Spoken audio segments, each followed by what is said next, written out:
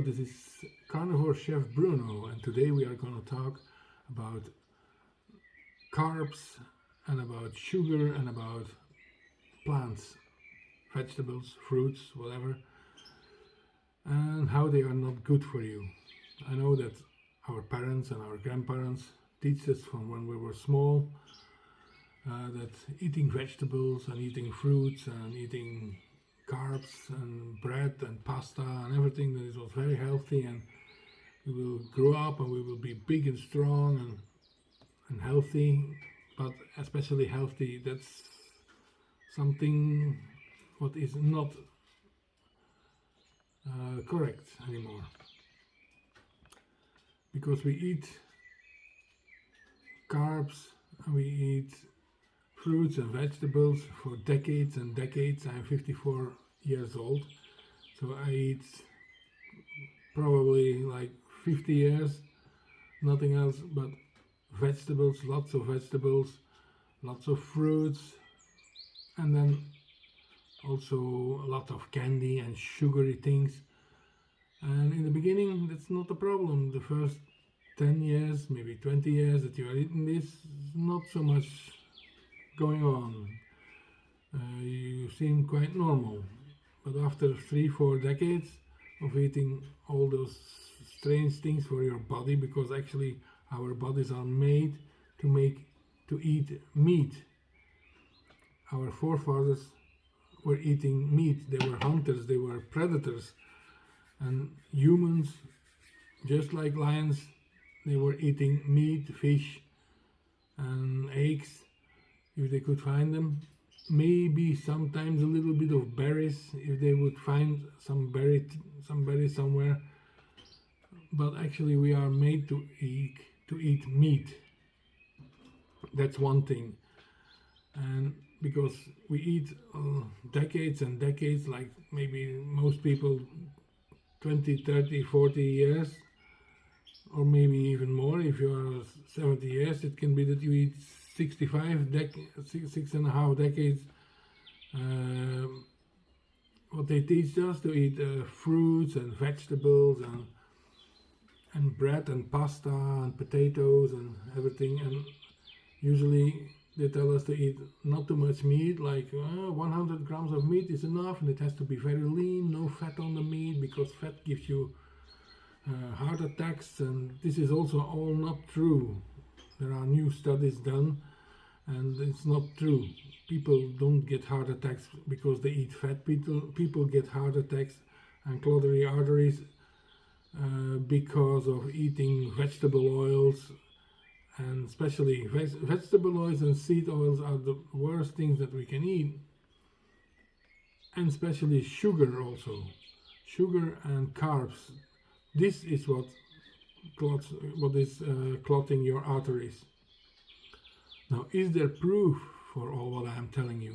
Yes, there is.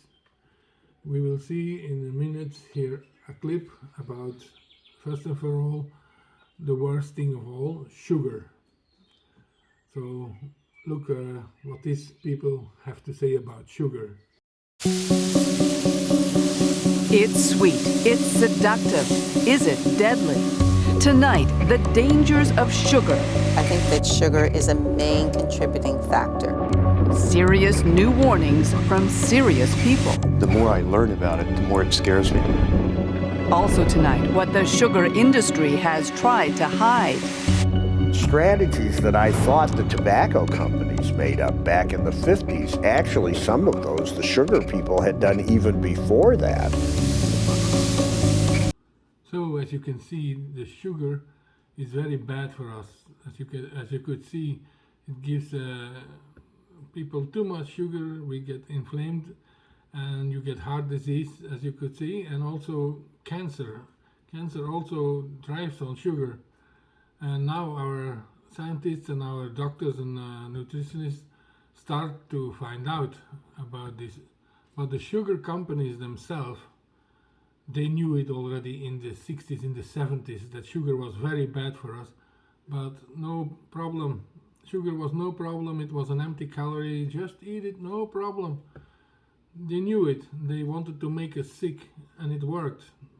They knew it would not be like this, that people will die for this immediately, but they gave us sugar for decades and decades, and then we will get sick. We will get diabetes, we will get heart attacks, we will get clot of the arteries. They all knew. Let's find out excuse me, let's find out a little bit more, okay?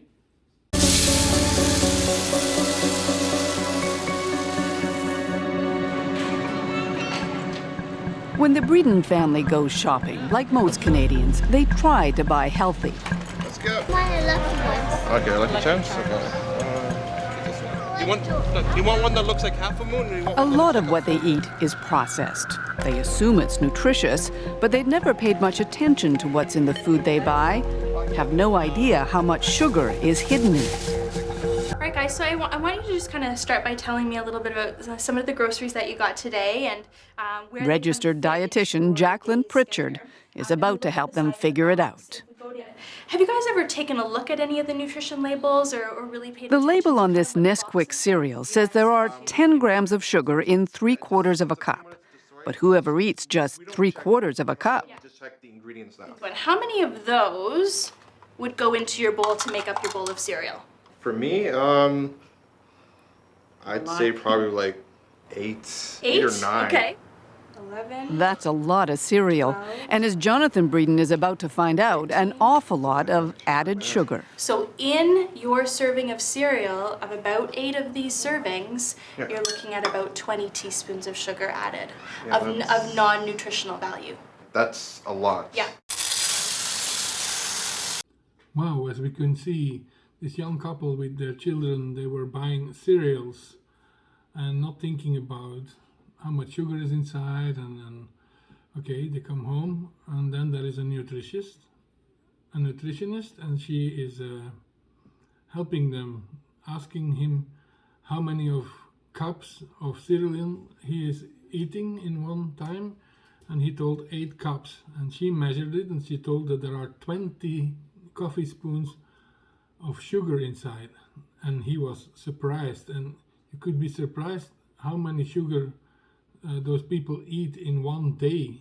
This was only for breakfast. And make no mistake, the amount of sugar in our food is no accident.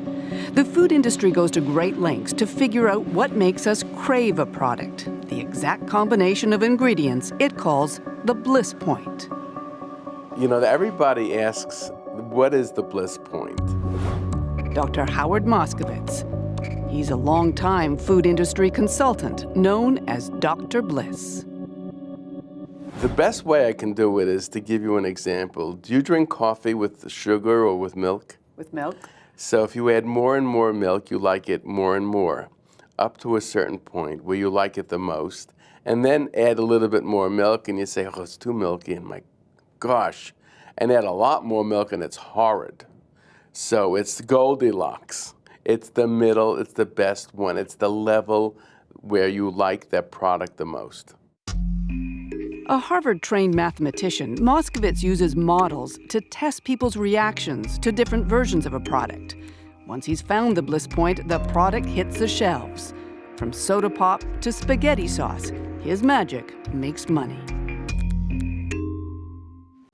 So as you can see, the sugar companies and the food industry, they work together very well for all those decades, and they knew it. They needed each other, because the sugar industry, they made a lot of money by selling to the food industry, and the food industry, they needed the sugar to make us people like their product even more and eat more and more and more and buy more and more of their products. But for me personal, this is finished. I now found out about the carnivore diet. I am doing the carnivore diet, and I am going to stay on the carnivore diet. And all the diseases what built up in all these decades when I was eating all this crap and all these processed foods and all this sugar, all these diseases are almost gone, even my type 2 diabetics. So bye-bye sugar industry, bye-bye food industry. Okay, that's it for today. In next video there will be we will talk about the carbs and about the fruits and the vegetables. There's a lot to say about this also. You'll be surprised what it's doing to our body. Okay, don't forget to subscribe. Thank you for watching. Love you all. Bruno Carnivore out.